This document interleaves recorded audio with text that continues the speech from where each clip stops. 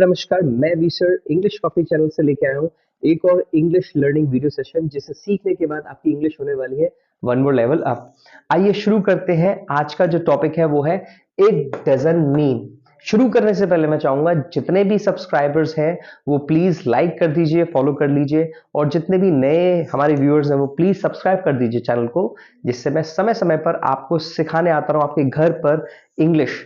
Alright, तो जैसा कि मैंने आपको बताया आज हम सीखने जा रहे हैं इट डजंट मीन। इसका हिंदी मीनिंग है, इसका मतलब यह नहीं है कि, जैसे हिंदी में कुछ सेंटेंस मैं आपको बताऊं, इसका मतलब ये नहीं है कि तुम मुझसे झूठ बोलोगे, इसका मतलब ये नहीं है कि तुम मेरी पार्टी में नहीं आओगे, इसका मतलब ये नहीं है कि वो मेरे को हेल्प नहीं करेगा, इसका मतलब ये नहीं है कि मैं अब पढ़ाई नहीं करूंगा। तो यहां जब ऐसा आपको सेंस में इंग्लिश बोलनी है वहां आप लोग इंग्लिश में लगाने वाले हो it doesn't mean that. Right, देखिए example first, it doesn't mean that, इसका मतलब ये नहीं है कि it doesn't mean that I can't come, मैं नहीं आ सकता।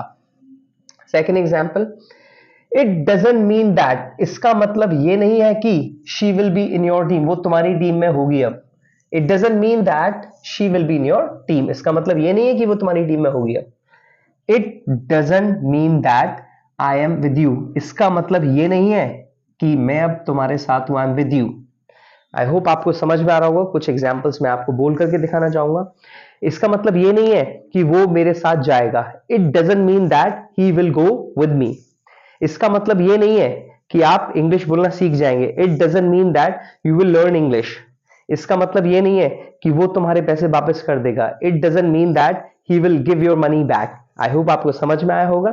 आइए लास्ट एग्जाम्पल देखिए, you have won the match, तुम मैच जीत चुके हो, you have won the match doesn't mean, इसका मतलब ये नहीं है कि again you will win the match. आपको आई होप समझ में आया होगा। You have won the match, तुम मैच जीत चुके हो, present perfect tense, you have won the match doesn't mean again you will win the match.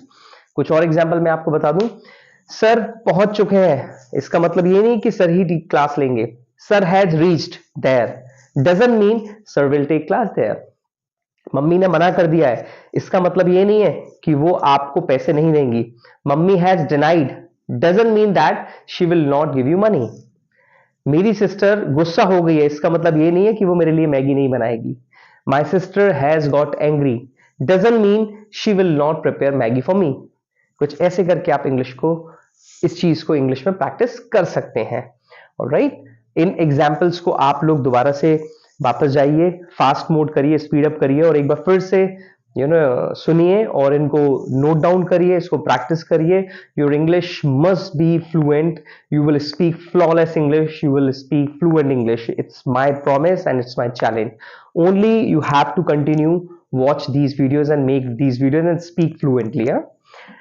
Second topic जो मैंने आपको बताया था, didn't mean। didn't mean obviously इसका हिंदी मतलब है मतलब ये नहीं था, मतलब यह नहीं था कि, या व्हाट्सएवर।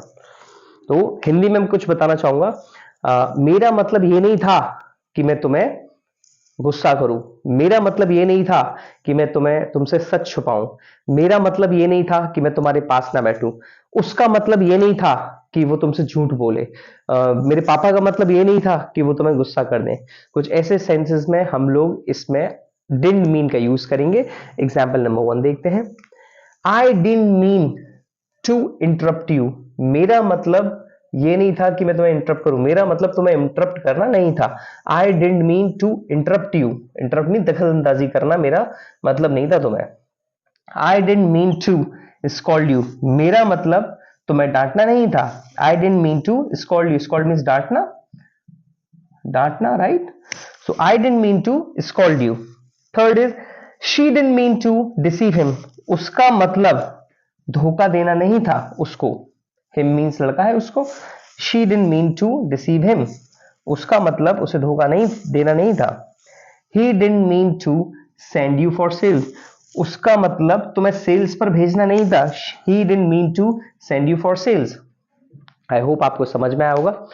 मेरा मतलब आपको यहां से भेजना नहीं था, I didn't mean to send you there, मेरा मतलब आपको धोखा देना नहीं था, I didn't mean to deceive you, मेरा मतलब यहां पर झूठ बोलना नहीं था, I didn't mean to tell a lie, मेरा मतलब बहाने बनाना नहीं था। I didn't mean to pretend about this, उसका मतलब किसी को भड़काना नहीं था। He didn't mean to provoke anyone.